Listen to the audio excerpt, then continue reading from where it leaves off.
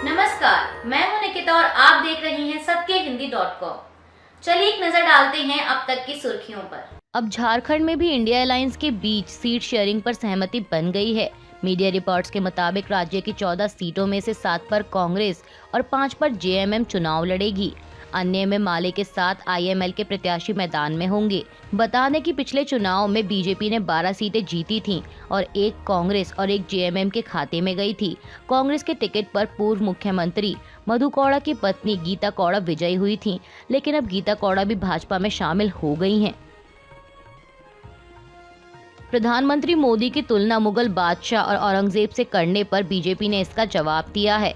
दरअसल शिवसेना उद्धव बालासाहेब ठाकरे नेता संजय राउत ने एक रैली को संबोधित करते हुए कहा था कि मराठा साम्राज्य के संस्थापक छत्रपति शिवाजी महाराज का जन्म महाराष्ट्र में हुआ था, जबकि औरंगजेब का जन्म वर्तमान गुजरात में हुआ।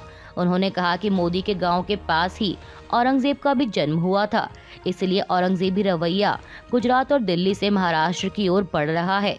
औरंगजेब की मानसिकता हम पर हमला कर रही है। यह शिवसेना यूबीटी और हमारे स्वाभिमान के खिलाफ है।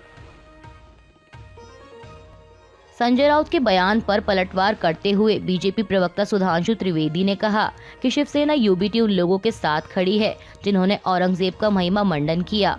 त्रिवेदी ने कहा कि देश के लोग ऐसे सभी हमलों का मुंहतोड़ जवाब देंगे। उन्होंने कहा कि विपक्षी दल प्रधानमंत्री मोदी के प्रति जितनी नफरत दिखाएंगे उतना ही लोग उन पर प्यार बरसाएंगे और भाजपा नीत एनडीए को आगामी लोकसभा चुनाव में 400 सीट का आंकड़ा पार करने में मदद करेंगे। संजय राउत की औरंगजेब वाली टिप्पणी पर खुद प्रधानमंत्री मोदी ने भी पलटवार किया है। उन्होंने कहा कि विपक्ष ने औरंगजेब कहकर 104वीं गाली दी, लेकिन इससे कुछ नहीं होगा क्योंकि हम लोकसभा चुनाव में जीत हासिल करेंगे।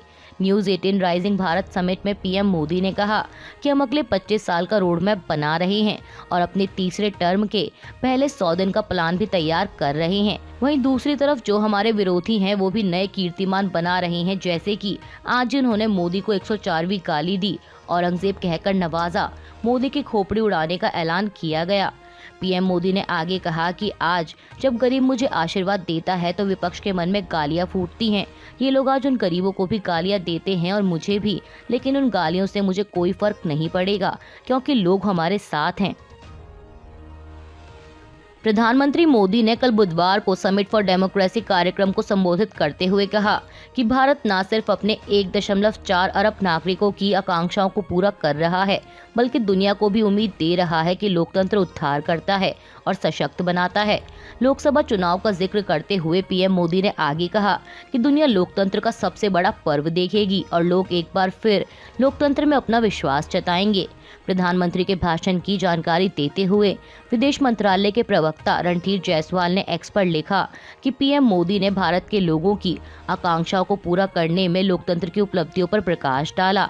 उन्होंने अंतर्राष्ट्रीय व्यवस्था और संस्थानों को अधिक समावेशी, लोकतांत्रिक, सहभागी और निष्पक्ष बनाने का आह्वान किया। पीएम मोदी ने कहा कि भारत में लोकतंत्र की प्राचीन और अखंड संस्कृति है। सर्वसम्मति निर्माण, खुला संवाद और स्वतंत्र चर्चा पूरे भारत के इतिहास में गूंजती रही है, इसलिए भारत को लोकतंत्र की जननी माना जाता है। हरियाणा में हाल ही में घटे सियासी घटनाक्रम को लेकर जेजेपी अध्यक्ष दुष्यंत चौटाला ने आखिरकार अपनी चुप्पी तोड़ी है।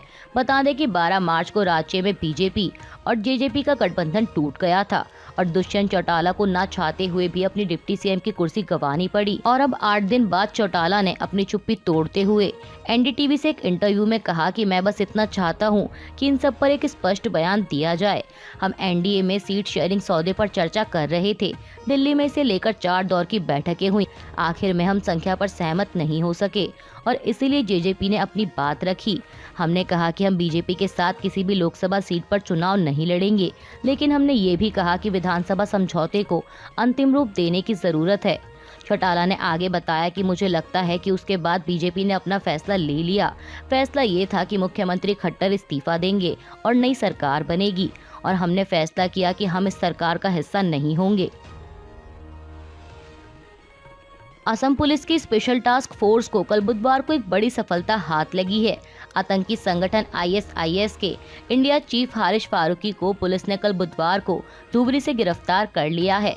हारिश फारूकी के साथ पुलिस ने उसके एक सहयोगी को भी गिरफ्तार किया। गिरफ्तार सहयोगी का नाम रेहान बताया गया है।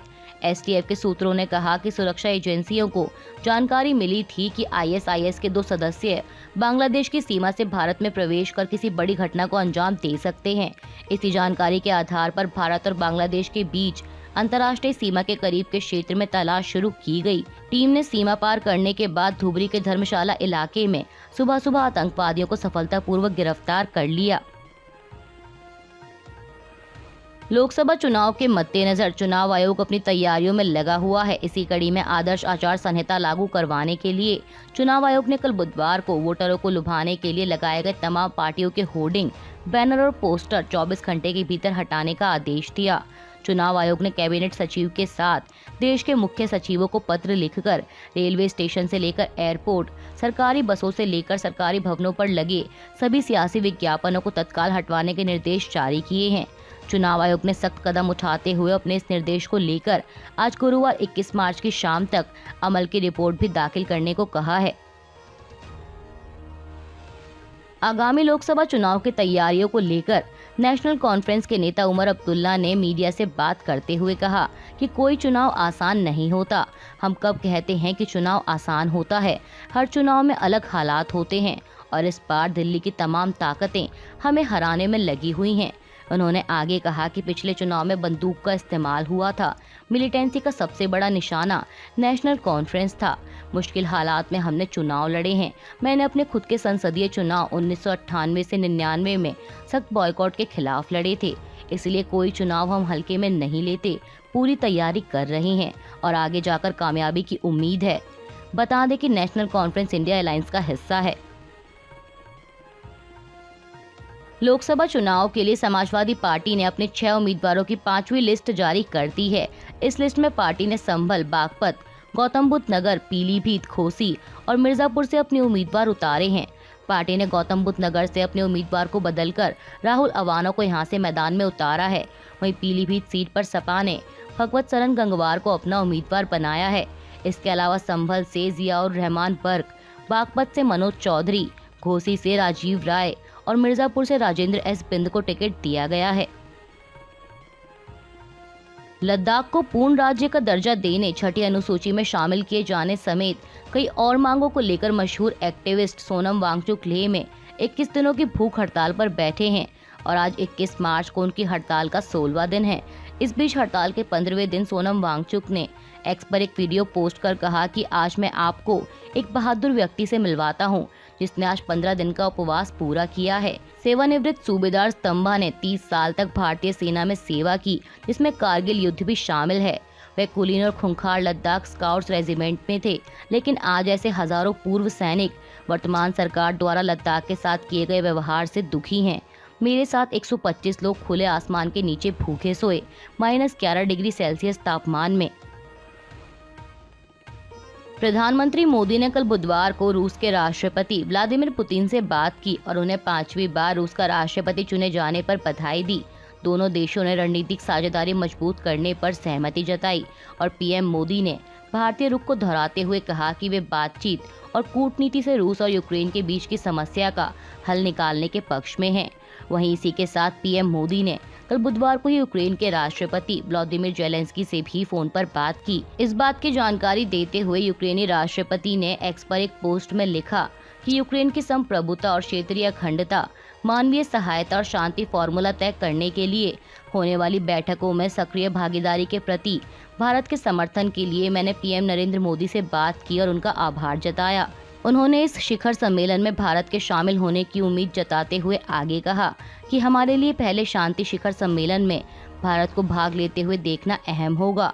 यूक्रेन भारत के साथ अपने व्यापार और आर्थिक संबंधों को मजबूत करना चाहता है, खासकर कृषि निर्यात, विमानन सहयोग, फार्मास्यूटिकल और औद्योगिक उत्पाद व्यापार में। अफगानिस्तान क्रिकेट बोर्ड ने ऑस्ट्रेलिया क्रिकेट बोर्ड से कहा है कि वह राजनीति को खेल से दूर रखें। दरअसल ऑस्ट्रेलिया क्रिकेट टीम ने द्विपक्षीय सीरीज को एक बार फिर टाल दिया है, जिस पर निराशा जाहिर करते हुए अफगानिस्तान क्रिकेट बोर्ड ने यह बात कही। एसीबी ने कहा कि वो निष्पक्ष और राजनीति से मुक्त क्रिकेट खेलने वाले अपने रुख पर कायम है और साथ ही उसने अफगानिस्तान में इस खेल के महत्व और वहां के लोगों की इससे जुड़ी खुशियों का भी जिक्र किया। एसीबी ने ऑस्ट्रेलियाई सरकार से अपील की है कि वो अपनी नीतियां क्रिकेट बोर्ड पर ना थोपे, बल्कि इसकी बजाय क्रिकेट के विकास में सहयोग देने पर जोर दें। अभी के लिए बस इतना ही। बाकी की खबरों के लिए जुड़े रहिए सत्यहिंदी.com के साथ।